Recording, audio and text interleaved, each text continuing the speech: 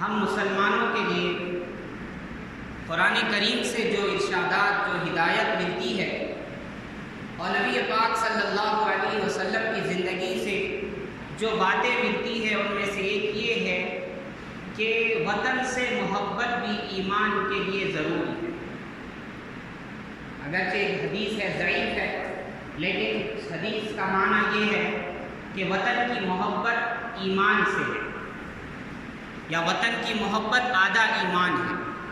نبی پاک صلی اللہ علیہ وسلم کو جب مکہ سے نکالا گیا، ہجرت پر مجبور کیا گیا، نبی پاک صلی اللہ علیہ وسلم نے جب ہجرت کی تو آپ صلی اللہ علیہ وسلم نے مکہ کی جانب اپنا چہرہ کر کے اشارہ کر کے فرمایا، اے مکہ تو مجھے بڑا ہر دل عزیز ہے، تو مجھے بہت پیارا ہے، اگر میری قوم مجھے تجھ سے نہ نکالتی تو میں کبھی نہیں نکلتا۔ یعنی وطن کی محبت بھی انسان کے لیے ضروری ہے۔ میں نے آیت پڑھی نبی پاک صلی اللہ علیہ وسلم کے بارے میں، اس آیت میں ہے کہ ہمارے نبی صلی اللہ علیہ وسلم کی بہت سی خوبیاں، اس میں سے ایک خوبی نبی صلی اللہ علیہ وسلم کی یہ تھی کہ نبی صلی اللہ علیہ وسلم جب آئے ہیں تو جو پچھلی قومیں تھیں یہود اور نصارہ، تو ان پر ان کی نافرمانیوں کی وجہ سے اللہ نے بہت سے بوجھ ڈال دیے تھے، اللہ نے ان کی گردنوں میں طوق ڈال دیے تھے، اللہ نے ان کو بڑے سخت احکامات دیے تھے، تو نبی پاک صلی اللہ علیہ وسلم کے آنے سے ان کی گردنیں چھوٹنے لگی، ان کو آزادی میسر ہوئی۔ تو میں بات کرنا چاہ رہا ہوں آزادی کے تعلق سے۔ ہم جس ملک میں رہتے ہیں اس ملک کے لیے ہم نے کیا کیا ہے، میرے محترم حضرات، یہ تاریخ جانتی ہے۔ اور فرمایا جنہوں نے اس ملک پر حکومت کی، انگریز 200 سال تک جنہوں نے حکومت کی، وہ جانتے ہیں کہ اس ملک کا مسلمان کیا چیز ہے۔ میں آپ کو مختصر بتاؤں گا۔ فرمایا جب ہندوستان کے اندر سب سے پہلے یہ انگریز حکومت جو آئی ہے، واسکو ڈی گاما ایک شخص تھا، اس کے ساتھ مل کر پرتگال ایک ملک ہے، وہاں کے کچھ بیوپاری، کچھ تجارت والے لوگ ہیں، ان کے ساتھ میں پھر انگلینڈ سے، جس کو آج یو کے کہا جاتا ہے، برٹش برطانیہ کہا جاتا ہے، وہاں سے چند لوگ تجارت کے نام پر آئے، اور اس وقت میں مسلمانوں کی حکومت زیادہ تھی ہندوستان کے اوپر، اور ہندوستان اس وقت میں سونے کی چڑیا کہلاتا، آج کچھ اور کہلاتا۔ تو فرمایا تو برطانیہ کے لوگ تجارت کی غرض سے سب سے پہلے آئے ہیں ہندوستان کے اندر، انہوں نے بہت سے پیسے لے کر ایسٹ انڈیا کمپنی قائم کی، کپڑے کی ایک تجارت انہوں نے شروع کی۔ لیکن تجارت کرتے یہ ہوا کہ ان لوگوں نے ایک وقت میں کلکتہ کے اندر اپنے فوجی تک جمع کر لیے اور فوجی قلعہ تک بنا لیا، اور ہوتے ہوتے اجمیر اور بہت سے علاقے ان کے قبضے میں آتے۔ سب سے پہلے انگریزوں کے خلاف لڑنے والا اگر کوئی شخص ہندوستان کے اندر ہے تو وہ شخص ہے بنگال کا سراج الدولہ، جس نے سب سے پہلے انگریزوں سے جنگ لڑی۔ لیکن اس کا جو وزیر تھا میر جعفر کی وجہ سے وہ شخص جو ہے ہلاک ہو گیا، ورنہ انگریز اس ملک میں نہ آنے پاتا۔ پھر اس کے بعد میں فرماتے ہیں کہ عام طور پہ کہا جاتا ہے کہ ہندوستان کے اندر آزادی کی جنگ شروع ہوئی 1857 سے، لیکن آپ کو مجھ کو یہ معلوم ہونا چاہیے اس سے 100 سال پہلے سے جنگیں ہوئی ہیں انگریزوں کے خلاف۔ جیسے میں نے کہا سب سے پہلے سراج الدولہ، پھر اس کے بعد میں جنگ لڑی ہے اللہ اکبر شیر میسور فتح علی خان ٹیپو سلطان شہید رحمۃ اللہ، ان کے والد نے بھی لڑی ہے، ہمایوں، ان کے والد حیدر اور ان کے والد ہمایوں نے بھی جنگیں لڑی، اور ایک تھے مولوی شریعت اللہ، انہوں نے بھی انگریزوں سے جنگ لڑی۔ ٹیپو سلطان نے 4 جنگیں لڑی اور 2 میں وہ کامیاب ہوئے، اور ایک میں یہ ہوا انہی کے وزیر میر صادق کی وجہ سے فرمایا وہ ہلاک ہوئے۔ سری رنگا پٹنم میسور کے قریب میں ایک علاقہ ہے، وہاں ان کی مزار موجود ہے۔ فرمایا جب ٹیپو سلطان شہید رحمۃ اللہ علیہ کا انتقال ہوا تو اس زمانے کا جو بڑا فوجی جنرل تھا، اس کو جب یہ خبر معلوم ہوئی تو ٹیپو سلطان شہید رحمۃ اللہ علیہ کی قبر کے پاس نعش کے پاس جا کر اس نے اس پر پیر رکھا ان کی نعش پر اور کہنے لگا آج سے ہندوستان ہمارا. اور یہ تاریخ کی کتابوں میں لکھا ہوا ہے. میں جو ہے نا ہوائی فائرنگ نہیں کر رہا. انشاءاللہ جو بات بتاؤں گا پوری جو ہے نا دلیل اور جو ہے نا ہسٹری کے ساتھ تاریخ کے ساتھ بتاؤں. آج ہمارے بچے ہم خود اور ہمارے بڑے بھی یہ احساس کمتری میں رہتے ہیں کہ بھئی اس ملک میں جو آزادی ہے اس میں ہم نے حصہ لیا یا نہیں. خدا کی قسم اگر ہم نہیں ہوتے نا اور 1000 سال تک یہ غلام رہے. اور فرماتے ہیں اس کے 1757 سے جنگیں شروع ہوئی. اس کے بعد میں سب سے پہلے فتویٰ دیا شاہ ولی اللہ محدث احمد دہلوی رحمۃ اللہ علیہ نے انگریزوں کے خلاف. 1803 کے اندر ان کے بیٹے تھے شاہ عبدالعزیز محدث دہلوی رحمۃ اللہ علیہ. انہوں نے فتویٰ دیا کہ یہ جو ہندوستان ہے دارالحرب ہے, ان کافروں سے جنگ لڑنا جہاد کرنا فرض ہے. یہ فتویٰ انہوں نے دیا. فرمایا اس کی وجہ سے مسلمانوں کے اندر علماء کے اندر اس کی رغبت شروع ہوئی انگریزوں کے خلاف لڑنے کی, جہاد کی. پھر فرماتے کیا ہوا, فرمایا بالا کوٹ ایک جگہ ہے وہاں پر انہی کے شاگرد سید اسماعیل شہید رحمۃ اللہ علیہ اور سید احمد شہید رحمۃ اللہ علیہ نے بالا کوٹ کے اندر ان انگریزوں سے جنگ لڑی. اور فرمایا کچھ سکھ لوگ اور دوسرے لوگ ان کے ساتھ تھے اور ان کا سرمایہ زیادہ تھا, اس وجہ سے انگریزوں کو فتح ہو. لیکن اس کے بعد میں کیا ہوا, انگریز مسلمانوں کے دشمن ہوئے اور مسلمانوں کو بڑے ستانے لگے. مسلمانوں کا قتل عام, خاص طور پر علماء کا قتل کرنے لگے, علماء و حفاظ کا.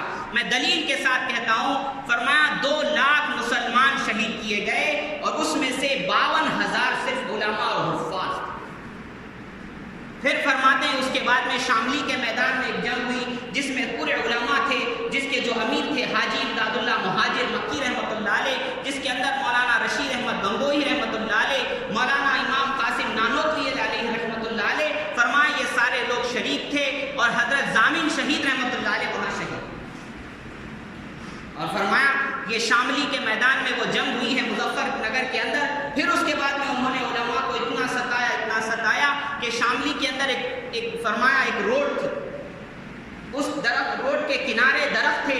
فرمایا دلی تک کوئی درخت ایسا خالی نہیں تھا جس پر کسی عالم کی نعش نہ لگی. پھر فرماتے ہیں کہ 1857 کے اندر یہ جب جنگ ہوئی ہے, اس کے بعد میں ہمارے جو دوسرے بھائی تھے غیر مسلم, یہ بھی ہمارے ساتھ شریک اور بہت تحریکیں ہوئی.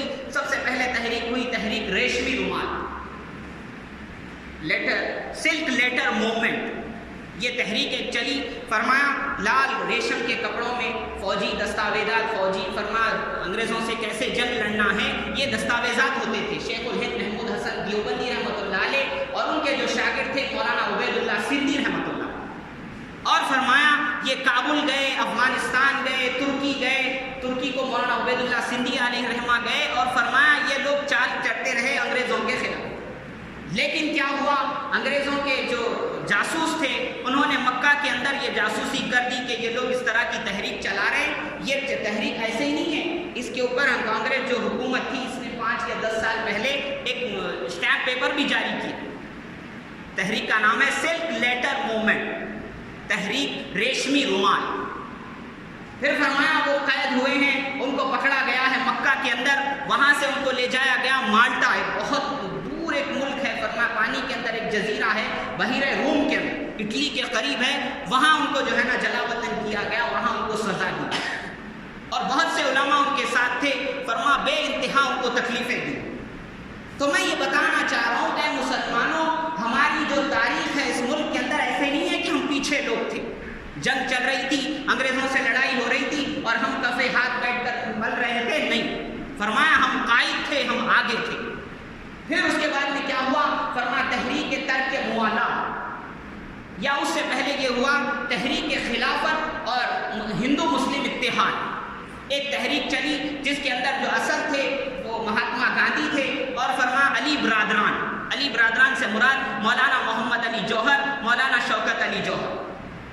فرمایا یہ دونوں تھے اور مہاتما گاندھی تھے. یہ ان تینوں نے مل کر ایک پورا دورہ ہندوستان کے اندر شروع کیا جس کو کہتے تھے تحریک خلافت اور ہندو مسلم اتحاد.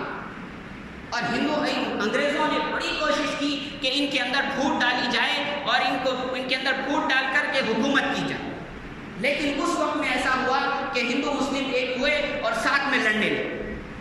فرمایا مولانا محمد علی جوہر کے بارے میں آتا ہے، لندن کے اندر انہوں نے ایک بات کہی انگریزوں سے کہ دیکھو تم میرے ملک کو آزاد کرو ورنہ مجھے جو ہے نا یہاں مرنے کے لیے 2 گز زمین دے دو، مجھے یہ پسند ہے کہ میں آزاد زمین کے اندر دفن ہو جاؤں، یہ مجھے پسندیدہ ہے غلام ملک کے اندر جینے سے۔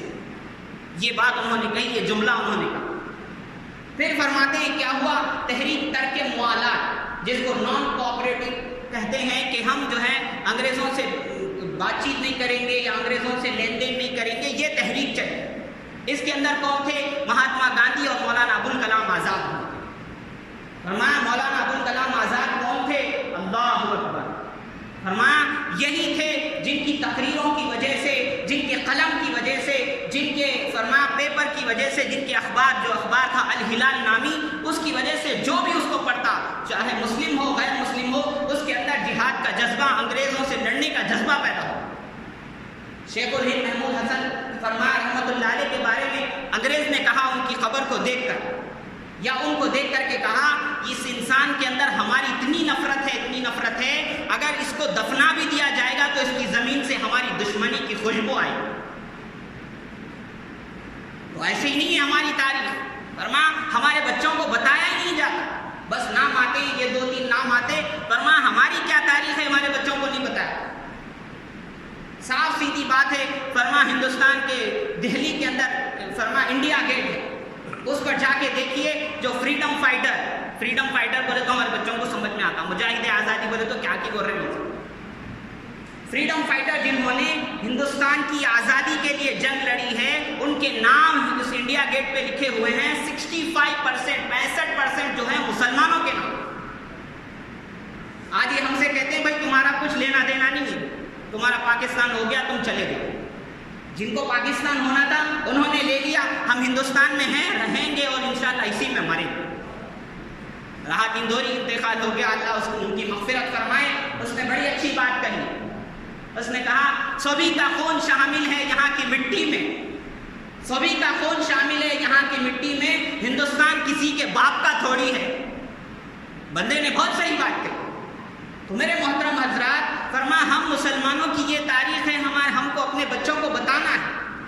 فرمایا آزادی، فرمایا ہم نے بتائی، ہم نے سمجھائی، ہم نے دلوائی، ہم پیچھے نہیں تھے، ہم آگے تھے، ہم آگے۔ فرمایا علماء کو ایسی سزائیں دی گئی، اللہ اکبر۔ فرمایا خنزیر PID جس کو بولتے ہیں، اس کی جو ہے نا چمڑی کے اندر علماء کو سیا جاتا اور اس کو گرم تیل میں ڈال دیا جاتا۔ فرمایا اس کی چربی ان کے جسموں پر لگائی جاتی اور ان کو آگ لگائی جاتی۔ فرمایا توپوں سے لڑ گئے لیکن یہ معافی مانگنے کے لیے اپنے فتووں سے، آج فتوے سے بڑی چیز ہوتی ہے میڈیا، خدا کی قسم ہمارے علماء کا فتویٰ نہ ہوتا تو تم اس طرح آزاد بیٹھ کر اپنے ٹی وی روم میں یہ اینکر نہ ہوتے، تم آج بھی انگریزوں کے غلام ہوتے اگر یہ مدارس، یہ ملا اور یہ فتویٰ نہ ہوتا۔ میں نہیں کہہ رہا ہوں، تاریخ پڑھ کے دیکھ لو آپ، صحیح جو تاریخ ہے اس میں صاف لکھا ہوا ہے۔ ہاں یہ بات ہے کہ 100 سال کے بعد میں یہ لوگ بھی شریک ہو۔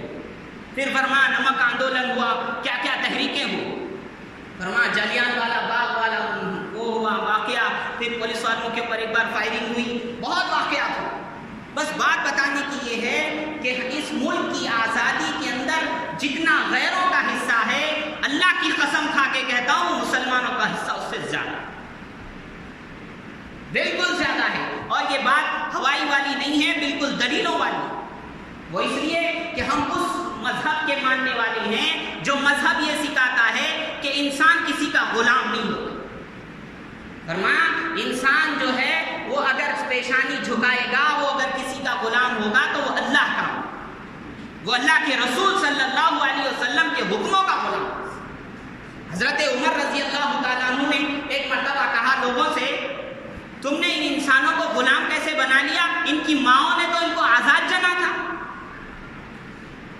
کوئی ماں جب بچہ جنتی ہے تو آزاد جنتی ہے، تم نے ان کو غلام کیسے بنا لیا؟ لیکن ہم لوگ ہیں کہ آج بھی ہم انگریز تو چلے گئے لیکن انگریز کی غلامی آج بھی ہمارے ذہنوں میں. فرمایا انہی کے طور طریق ہم کو اچھے لگتے ہیں, انہی کا کپڑا, انہی کا چہرہ ہم کو اچھا لگتا ہے. فرمایا انہوں نے جو تعلیم بنائی تھی, لارڈ میکالے ایک شخص تھا, فرمایا اس نے تعلیم یہ بنائی, اس نے کہا کہ مسلمانوں کو ایسے کروں گا, ان کا چہرہ سانولا ہوگا, کالا ہوگا, جسم کے تو فرمایا اللہ اکبر ہندوستانی ہوں گے لیکن اندر سے ان کا دل جو ہوگا انگریز ہوگا. فرمایا ہم کسی کی غلامی نہیں مانتے, ہم اللہ کے غلام ہیں, اللہ کے رسول صلی اللہ علیہ وسلم کے غلام ہیں, اس کے علاوہ کوئی ہستی دنیا میں پیدا نہیں ہوئی جو ہم کو غلام بنا. تو اللہ تعالیٰ سے دعا ہے, اللہ تبارک و تعالیٰ نے جیسے ہم نے پہلے اس دنیا اس ملک کے اندر اپنا خون دیا, اپنی زندگی دی, اپنی تمنائیں دی, اپنی صلاحیتیں دی, اللہ ہمارے بچوں کو اور ہم کو بھی اس ملک کے ترقی کے اندر شامل ہونے کی توفیق عطا فرمائے. آج یہ لوگ تانا دیتے ہیں, بھائی تم لوگ بہت کہتے ہو تمہارے بڑے ایسے تھے, تمہارے بڑے ایسے تھے, تم کیا ہو؟ اور ان کی بات ایک معنی میں صحیح بھی لگتی ہے. فرمایا فارسی کا جملہ ہے پدرم سلطان بوت, ایک بچہ کہتا تھا میرا باپ بادشاہ تھا, میرا باپ بادشاہ تھا. لوگ کہنے لگے تیرا باپ بادشاہ تھا, تو کیا ہے, تو غلام ہے نا. مولانا ابوالکلام آزاد نے بڑی اچھی فرمایا مثال بتائی ہے, اللہ اکبر, کہ پہلے مسلمان کیا تھے, آج مسلمان کیا ہیں. فرمایا پہلے مسلمان کیا تھے, ان کے پاس ایک تصویر آئی. تصویر کیا تھی؟ فرمایا جو ہندوستان کے اندر, دلی کے اندر جو جامع مسجد ہے, بڑی خوبصورت ہے, اونچی ہے, جہاں لال قلعے کی دیوار اونچائی ختم ہوتی ہے وہاں سے جامع مسجد کی اونچائی شروع ہو. فرمایا ان کے پاس اس کی ایک تصویر آئی جامع مسجد کی. ذرا غور سے سنیں میری بات, میرے بچے تو یہ جو اسکول کے بچے ہیں, نوجوان بچے ہیں, بڑے غور سے سنیں. میرے محترم حضرات, آج ایسا موقع ہے, آج اگر ہم غافل ہو گئے نا, ایک وقت آئے گا غلامی رہیں گے. اللہ ہمیں بچائے, اللہ ہماری غفلتوں کو دور فرمائے, اللہ ہمارے اخلاق درست فرمائے, اللہ ہمیں اپنی مسجدوں کی, اپنے گھروں کی, کاروباروں کی, دنیا اور آخرت کی فکر کی اللہ توفیق عطا فرمائے. تو مولانا ابوالکلام آزاد کے پاس تصویر آئی, کس کی تصویر تھی؟ فرمایا جامع مسجد کی, بڑی خوبصورت جامع مسجد اتری ہوئی ہے, اور اس کی سیڑھیوں کے پاس ایک بچی بیٹھی ہے. فرمایا برقع ہے, اس کا پھٹا ہوا برقع ہے, کالا سا, قریب میں ایک چھوٹے بچے ہیں, کچھ پیالوں کے ساتھ, گندے کپڑوں کے ساتھ بیٹھ کر کے بھیک مانگ. تو جب یہ تصویر آئی تو علامہ مولانا ابوالکلام آزاد رحمۃ اللہ علیہ نے اس کے اوپر لکھوایا ہر فادر بلٹ اٹ. ورنہ انہوں نے انگلش میں جملہ لکھایا اس تصویر کے اوپر, کیا جملہ تھا؟ Her father built it. مطلب یہ ہے کہ یہ جو بچی ہے نا برقعے میں چھوٹے بچوں کے ساتھ, محتاج غریب جو بیٹھ کر کے یہاں پر بھیک مانگ رہی ہے, اسی بچی کے ماں باپ اور اجداد و دادا نے اس مسجد کو بنایا.